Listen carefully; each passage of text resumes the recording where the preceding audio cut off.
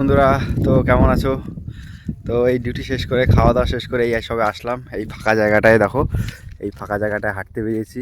ঠিক আছে, যেহেতু খাওয়া দাওয়ার পরে একটু হাঁটতে হয়, তো তোমাদের একটা জিনিস দেখাই। এই দেখো, এটার একটা লাড্ডু। এর মানে পিছনে একটা লজিক আছে, তোমাদের বলি।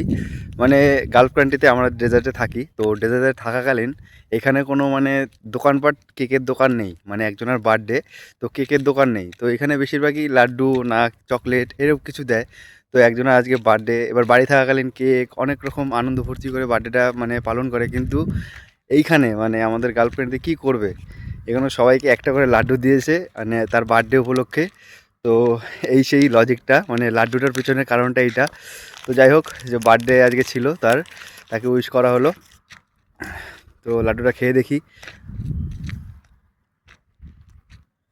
হুম, টেস্ট আছে, বলতে হবে।